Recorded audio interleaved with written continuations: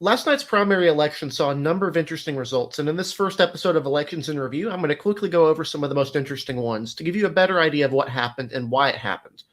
The first election we're going to go over here is the Wisconsin Gubernatorial Republican primary. This was between Tim Michels, a businessman who was endorsed by former President Trump, and Rebecca Kleefisch, the former lieutenant governor of Wisconsin under former Governor Scott Walker. We'd expected this race from the start to be mostly one pitting the urban areas around the Milwaukee area against the rest of the state. And while that was true, this wasn't as true to the same extent as we thought it would be. Tim Michels is leading with about 5% of the vote right now. Decision Desk HQ has called this race for Tim Michels, but only with 47% of the vote, despite having a fairly broad geographic appeal across the state. What really killed Kleefisch was these margins in what's called the WOW County. So that's Ozaukee County right here, Washington County, and Waukesha County, along with Milwaukee County. These counties traditionally back candidates like Kleefisch from the Milwaukee area very heavily in these elections, but this time she didn't do so well there. She only won Milwaukee County by about 4%, Ozaukee by about 5%, Waukesha by about 7%, and actually lost Washington County to Michels by about 9%. On the other hand, some of these other margins outside of the state were pretty impressive for Kleefisch. Brown County, for example, home to Green Bay, she won by about 4%. And Madison County, Dane County, home to Madison, voted for Kleefisch by about 7 percentage points. She also did pretty well in places like Portage and Marathon. What did kill her, though, ultimately kill her chances and secure Tim Michels' nomination here, was ultimately his performance throughout the rest of the state. He won by very large margins in a lot of these rural counties that have fewer Republican voters, but that make up probably a majority of Republican turnout. A couple of other candidates here, including Timothy Ramthun and Kevin Nicholson, got small amounts of the vote, but Tim Michels is ultimately the nominee. Here we have this race in the general election going up against incumbent Democratic Governor Tony Evers as a toss-up race right now. We expect this to be very competitive, but it's a race Republicans are going to want to target to win back in 2022. In the 63rd District Republican primary, Speaker Robin Vos won his race by about 3%. Former President Trump had endorsed Adam Steen, his primary challenger, over anger about Robin Vos's refusal to decertify the election results in the state of Wisconsin. He did ultimately prevail here, but this is a very, very narrow margin to be sure.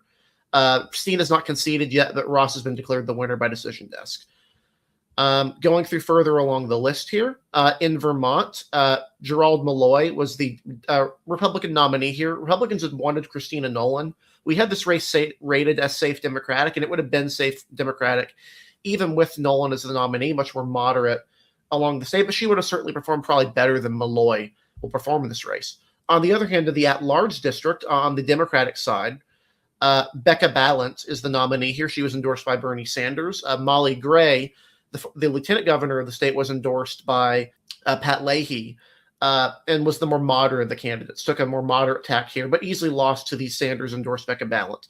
The Republican side has an unusual result here. Again, this is a safe Democratic seat.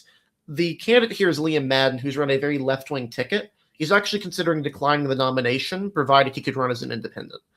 In Minnesota, first we'll go over the 5th District Democratic primary here from, again, this results from Decision Desk.